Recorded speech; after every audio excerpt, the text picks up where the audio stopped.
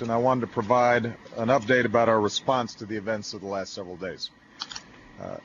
Let me begin by stepping back for a moment. The relationship between the United States and Egypt goes back decades. It's rooted in our respect of Egypt as a nation, an ancient center of civilization, and a cornerstone for peace in the Middle East. It's also rooted in our ties to the Egyptian people, forged through a long-standing partnership. Just over 2 years ago, America was inspired by the Egyptian people's desire for change, as millions of Egyptians took to the streets to defend their dignity and demand a government that was responsive to their aspirations for political freedom and economic opportunity. And we said at the time that change would not come quickly or easily, but we did align ourselves with a set of principles: nonviolence, a respect for universal rights, and a process for political and economic reform. In doing so, we were guided by values, but also by interests, because we believe nations are more stable and more successful when they're guided by those principles as well. And that's why we're so concerned by recent events. We appreciate the complexity of the situation. While Mohamed Morsi was elected president in a democratic election, his government was not inclusive and did not respect the views of all Egyptians. We know that many Egyptians, millions of Egyptians, perhaps even a majority of Egyptians, were calling for a change in course. And while we do not believe that force is the way to resolve political differences, after the military's intervention several weeks ago, there remained a chance for reconciliation and an opportunity to pursue a democratic path. Instead, we've seen a more dangerous path taken through arbitrary arrests, a broad crackdown on Mr. Morsi's associations and supporters, and now, tragically, violence that's taken the lives of hundreds of people and wounded thousands more.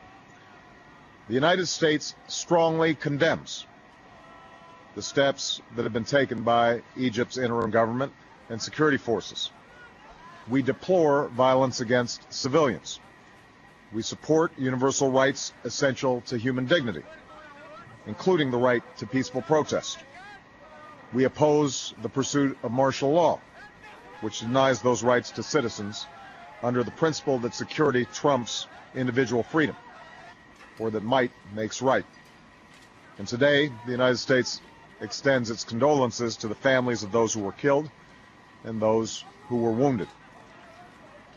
Given the depths of our partnership with Egypt, our national security interests in this pivotal part of the world, and our belief that engagement can support a transition back to a democratically elected civilian government, we've sustained our commitment to Egypt and its people. But while we want to sustain our relationship with Egypt, our traditional cooperation cannot continue as usual when civilians are being killed in the streets and rights are being rolled back. As a result, this morning we notified the Egyptian government that we are canceling our biannual joint military exercise, which was scheduled for next month.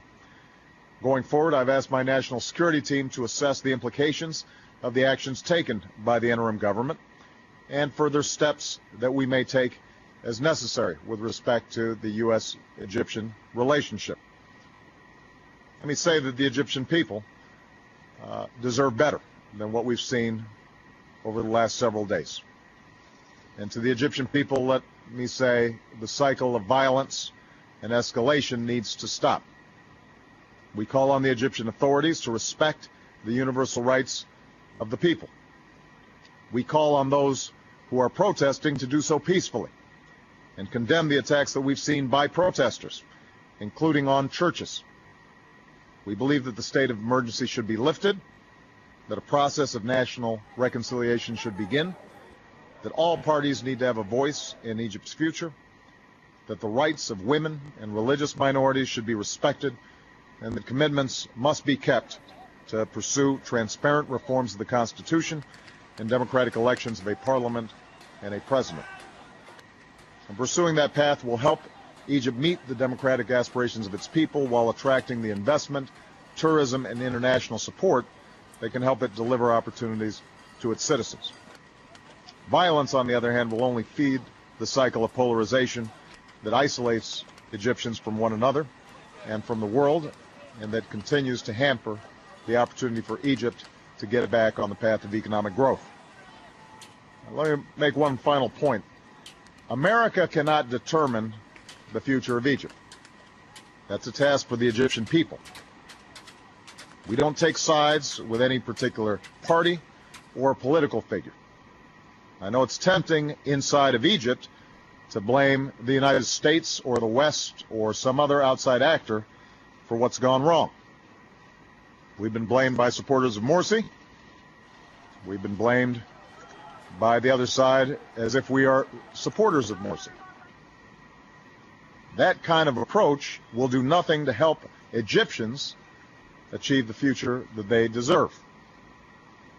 We want Egypt to succeed. We want a peaceful, democratic, prosperous Egypt. That's our interest. But to achieve that, the Egyptians are going to have to do the work. We recognize that change takes time, and that a process like this is never guaranteed. There are examples in recent history of countries that are transitioned out of a military government towards a democratic government, and it did not always go in a straight line, and the process was not always smooth. There are going to be false starts. There will be difficult days. America's democratic journey took us through some mighty struggles to perfect our union. From Asia to the Americas, we know that democratic transitions are measured not in months or even years, but sometimes in generations.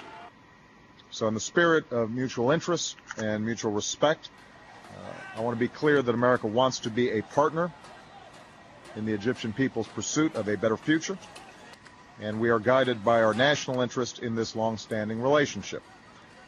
But our partnership must also advance the principles that we believe in, and that so many Egyptians have sacrificed for these last several years, no matter what party or faction they belong to.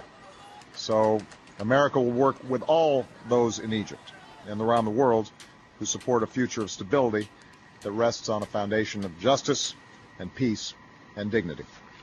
Thank you very much.